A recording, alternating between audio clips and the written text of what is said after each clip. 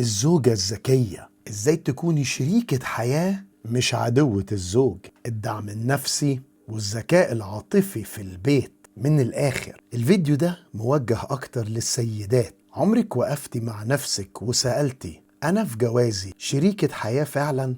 ولا بقيت من غير ما اخد بالي عدوة؟ ليه في رجالة بتجري على بيتها بعد الشغل وبتستنى اللحظة اللي ترجع فيها للبيت، ورجالة تانية تأخر نفسها على قد ما تقدر برا البيت وتخترع أي سبب عشان ما تضطرش تروح؟ هل الموضوع ده ليه علاقة بالحب بس، ولا بطريقة الكلام، ولا بالإحساس اللي كل واحد بيديه للتاني؟ وسؤال تاني بقى مهم جدا، ليه في بيوت بسيطة جدا ماديا على قد الحال لكن مليانة راحة وسعادة، وبيوت تانية فيها كل حاجة مصروف عليها قوي لكن ما فيهاش ريحة الراحة؟ ايه اللي بيخلي الراجل يحس انه مقبول، مفهوم، متقدر؟ وايه اللي يخليه دايما يحس انه متهم مهما عمل؟ هل انت بتساعدي جوزك يكبر، ولا من غير ما تاخدي بالك ولا حتى قصدك بتكسريه؟ هل كلامك بيديله طاقة ولا بيستهلكه؟ وايه اصلا معنى كلمة احتواء؟ هل معناته انك تسكتي وبس، انك تتنازلي وبس، ولا في فرق كبير بين انك تكوني بتحتويه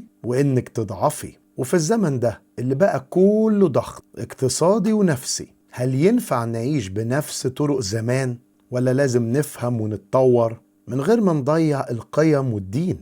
ازاي نرجع لفكرة البيت الحقيقي اللي فيه سكن ورحمة ومودة، مش صراع ومقارنات ومشاكل على طول؟ واهم من كده، ازاي تربي اولادك في زمن صعب زي ده وتخليهم متمسكين بالقيم وفي نفس الوقت فاهمين الدنيا؟ النهاردة هنتكلم بعمق شديد عن الزوجة الذكية اللي بتبني بيت مش بتكسب خناقة، وهنجاوب على أسئلة مهمة جدا هتفهم فيها العلاقة الزوجية وممكن تغير تفكيرك بالكامل. يعني ايه تكوني شريكة حياة مش عدوة زوج؟ شريكة حياة معناته انت وجوزك فريق واحد، بتلعبوا على نفس الصف، لابسين نفس لون الفانيلات، حتى لو اختلفتوا في مواضيع فانتوا دايما في نفس الصف. المشكلة بقى ان بقى في ناس كتير بتخش الجواز بعقلية المنافسة، مين صح، مين اللي كلمته تمشي، مين اللي يسيطر. لكن الحقيقة بقى ان الجواز عمره ما كان معركة، لان لو واحد فيكو كسب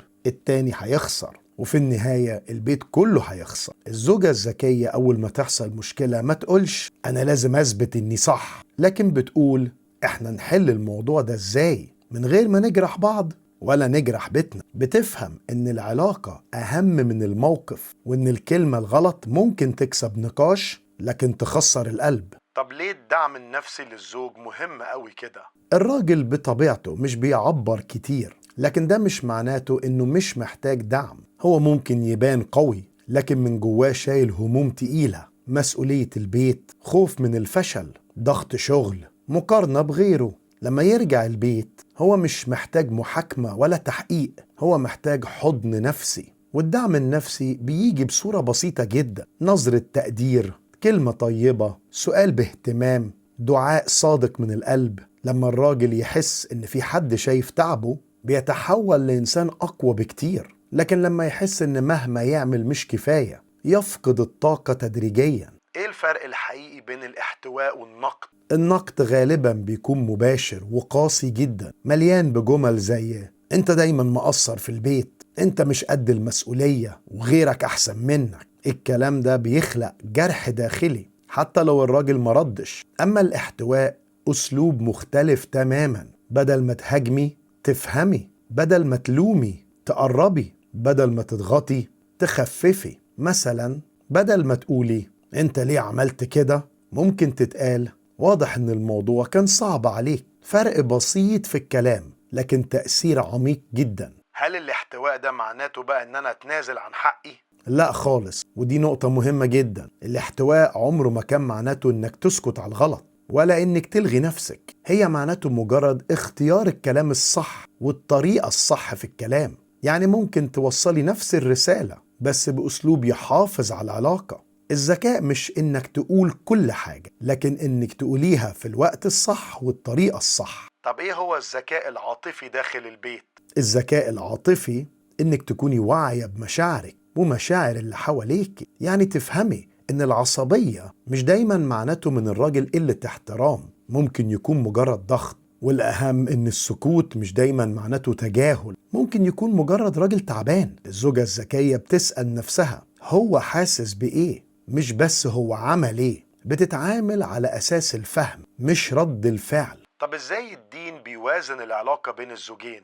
ديننا ما حطش علاقة الزوجين بناء على الصراع، لكن حطه على أساس مودة ورحمة وسكن، في حقوق وفي واجبات، لكن الهدف منه في الآخر الاستقرار مش السيطرة. الراجل مطالب بالعدل، بالرحمة، الإنفاق والحماية، والست مطالبة بالتقدير والطاعة في المعروف والحفاظ على البيت. لكن الاتنين مطالبين بحاجة أهم، الإحساس والاحترام في المعاملة. يعني مش كفاية إنك تأدي واجبك وبس، لكن تعامل الطرف التاني بالأخلاق. طب إزاي أختار شريكة حياة صح في الزمن المتغير ده؟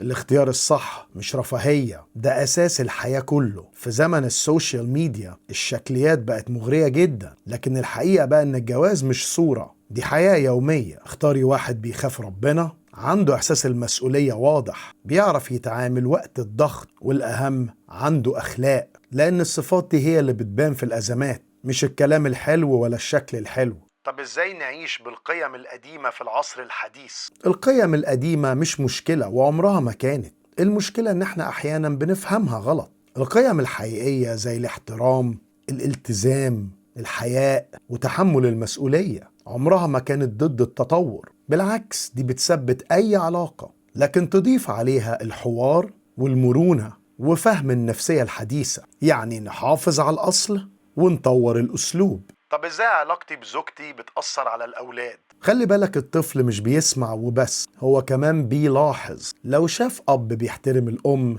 أم بتقدر الأب، هيتعلم الحب والاحترام. لكن لو شاف صريخ، إهانات، تجاهل، هينقل ده لحياته في المستقبل. انت مش بس زوجة، انت نموذج بيتبنى عليه جيل كامل. طب ايه بقى سر البيت الناجح في مصر النهاردة؟ في وسط كل التحديات، البيت الناجح مش اللي ما فيهوش مشاكل، لكن البيت اللي بيعرف يديرها. والسر في الصبر، في الحكمة، اختيار المعارك، التغاضي عن الحاجات الصغيرة والتمسك بالكبيرة، وإن كل طرف بيسأل دايما نفسه أنا بضيف للبيت ولا باخد منه بس؟ الخلاصة يا جماعة، الزوجة الذكية مش ست مثالية، لكن ست واعية، عارفة إن كل كلمة ليها تأثير، وإن كل تصرف يا بيبني يا بيهدم. بتختار الاحتواء مش الهجوم، تفهم مش تحكم، تصبر مش تندفع. ولما كل واحدة تبدأ بنفسها هنشوف بيوت أهدى وأطفال أحسن ومجتمع أقوى. ولو وصلت لحد هنا في الفيديو اسأل نفسك أنا هبدأ أغير إيه من النهاردة؟ وما تنسيش تشارك الفيديو مع أي حد يهمه الكلام ده، يمكن تكوني سبب في بيت كامل يتغير للأحسن. وهو ده الزوجة الذكية، إزاي تكوني شريكة حياة مش عدوة الزوج، بالدعم النفسي والذكاء العاطفي داخل البيت. من الآخر